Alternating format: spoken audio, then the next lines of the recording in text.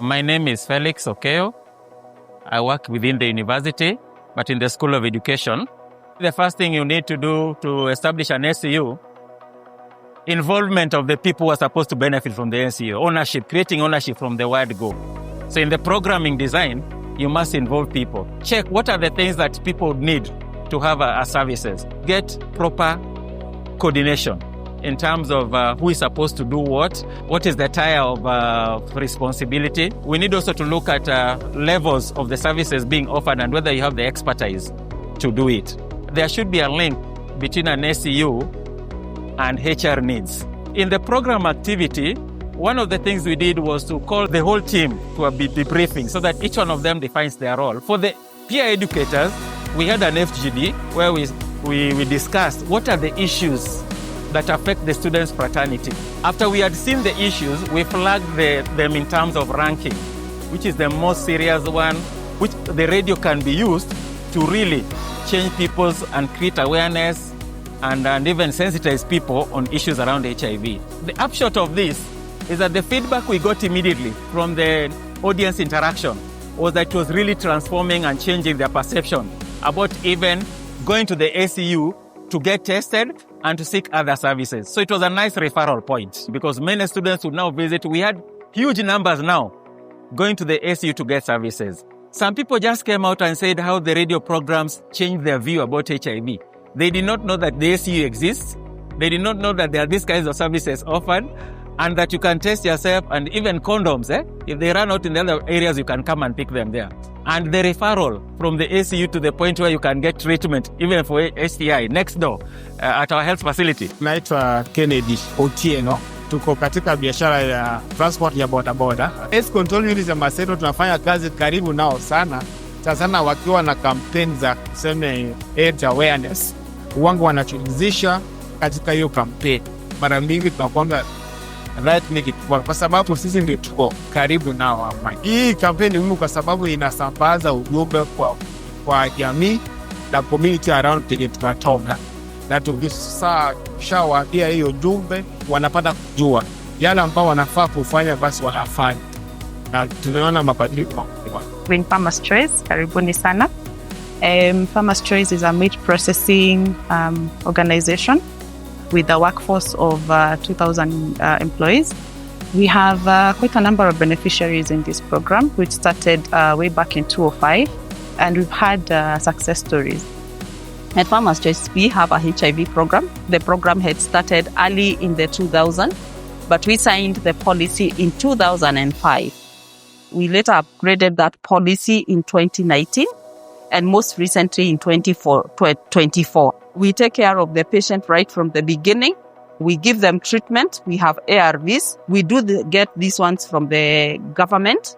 But of course, when the program started, the government didn't have these systems. So the company used to purchase these drugs for them. And we do the necessary follow-up. We have a comprehensive care system where we'll take care of the employee, we'll take care of the lab works, we'll do the CD4, we'll do the viral load in collaboration with the other laboratories, and we take care of the patient and do the necessary follow-up. What I can say is Farmers Choice is a stigma-free organization. We have robust policies that ensure that any member of staff is not discriminated against, and consequences to that. My name is George Dianga. I am the officer in charge of Committee Maximum Security Prison. Having an AIDS control unit at Committee Maximum Prison has been of great value to us. This is because, as an institution, we receive inmates with all manner of illnesses. And one of the diseases which they come with is AIDS. And therefore, we need to deal with it as an institutional level. I can authoritatively say that having this unit here has enabled us, first of all, to take care of the inmates who are coming in when they are already infected with the HIV virus. Secondly, we also prevent the spread of the virus amongst the other inmates who are not already infected. And thirdly, we also ensure community protection by ensuring that the ones who are infected, they are afforded opportunity to be cancelled and also to be put under the treatment care.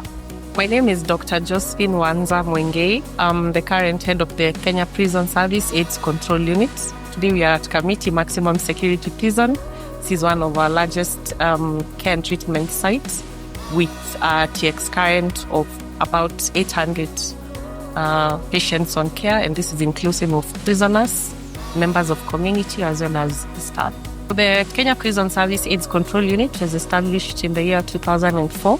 This was after NSDCC, formerly National AIDS Control Council, gave direction to ministries, departments, and agencies to mainstream TB and HIV services. So this informed the inception of the Kenya Prisons AIDS Control Unit. We look at how we are structured at HQ level. We have a whole technical team overseeing different aspects of the project, the care and treatment, and here we focus on adults, HIV care and treatment, as well as pediatric care and treatment. We also have a CAL HIV component.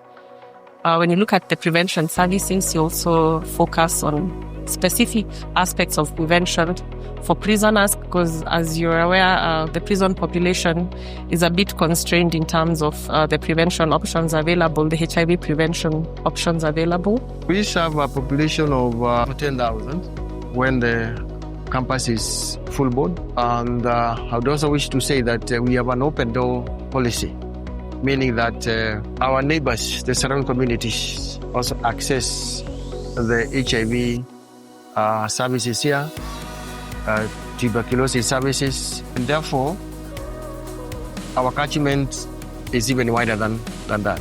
Most of my friends are those persons living with HIV because these are the persons I interact with on a daily basis.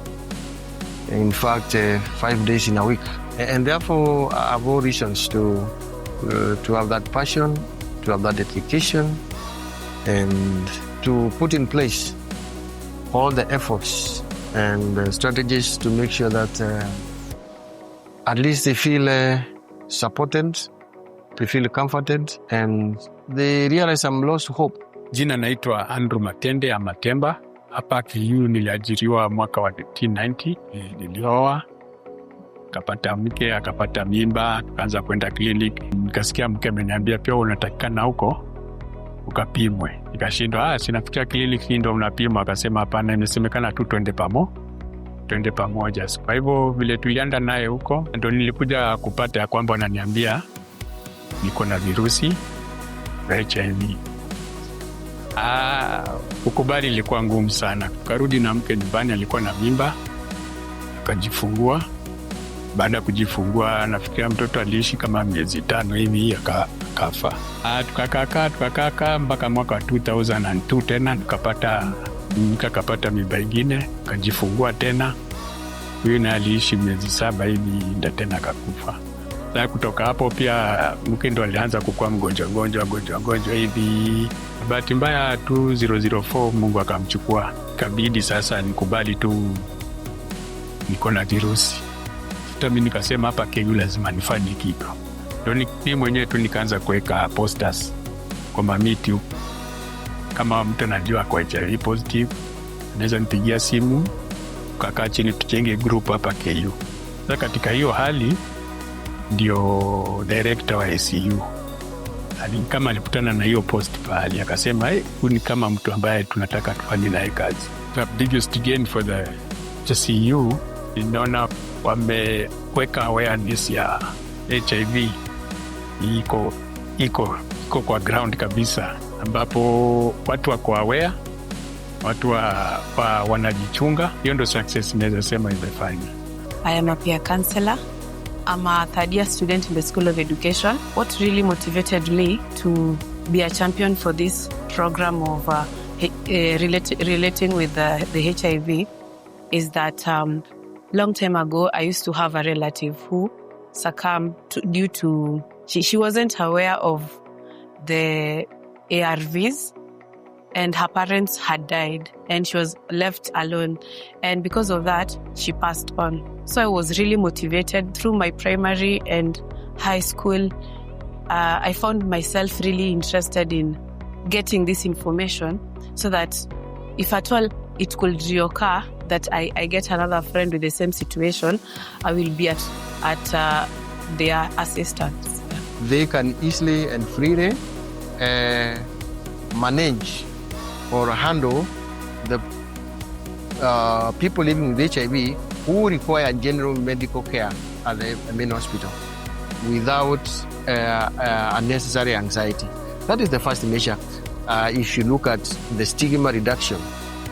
Number 2, coming to the clinical practice. The ultimate target of HIV care provision is to achieve a maximum suppression, viral suppression, in that person who is on ART for as long as it's possible. So that is the ultimate target, is the ultimate goal.